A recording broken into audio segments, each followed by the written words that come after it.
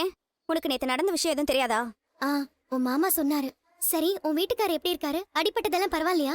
ஏன் இன்னும் பெருசா அடிபட்டு ஹாஸ்பிட்டல்ல போய் படுத்துக்கணும்னு நினைக்கிறியா? ஏய், என்ன இப்படி எல்லாம் பேசிட்டு இருக்க? சீதா, நீ ஏதோ கோவமா இருக்கேன்னு எனக்கு தெரியுது. ஆனா எதுக்குன்னு தான் புரியல. என்ன விஷயம்னு சொல்லு. நேத்து மாமா என்ன பண்ணாருன்னு தெரியுமா உனக்கு? மாமாக்கு தெரிஞ்ச ரவுடிங்களை அனுப்பி அருண் அடிக்க வச்சிருக்காரு. ஏய், என்ன சொல்ற நீ?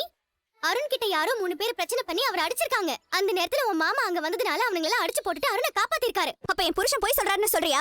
ஆமா சீதா, எனக்கு மாப்பிள்ள அப்படி பண்ணிருக்க மாட்டாருன்னு தான் தோணுது. சின்ன மாப்பிள்ள ஏதாவது தப்பா நினைச்சிருப்பாரு. அப்போ என் புருஷன் தப்பானவன்னு சொல்றியா? நான் அப்படி சொல்லலடி. உனக்கு நடக்கிற எதுவும் தெரியலமா? மாமா அரெஸ்ட் பண்ணி கூட்டிட்டு போனப்ப கூட அவர் கமிஷனர் வரைக்கும் போய் மாமாக்காக பேசினாரு. அவர் மனசுல எந்த கெட்டனமோ இல்ல. மாமா மாதிரி அவர் ஒண்ணு படிக்காதவர் இல்ல. ஏய், என்னடி படிச்சவங்க படிக்காதவங்கன்னு? படிக்கலனாலும் என் புருஷன் சொக்க தங்கம். யார் வாழ்க்கையும் கெடுக்கலாம் அவருக்கு தெரியாது. தேவையில்லாம வார்த்தை விடாத சீதா, சொல்லிட்டேன். வேணாக்கா, அவர் ஒண்ணும் மாமா மாதிரி இல்ல. உன் புருஷனை பத்தி தான் ஊருக்கே தெரியுமே. ஏய், என்ன தெரியும்? என்ன தெரியும்? அவருக்கு வாயால பேச தெரியாது, கையால தான் பேசுவாரு. ரவுடித்தனம் பண்ணுவாரு. அது அவரோட வீட்டுக்கே தெரியும். சீதா, வேண்டாம், இப்படி எல்லாம் பேசிட்டு இருக்காத. நான் உண்மையதான் சொல்றேன். உன் புருஷன் ரவுடி தான். நீயும் ரவுடி பொண்டாட்டி ஆயிட்டல. சீதா, ஏய், என்கிட்ட வாங்கணுமா உனக்கு?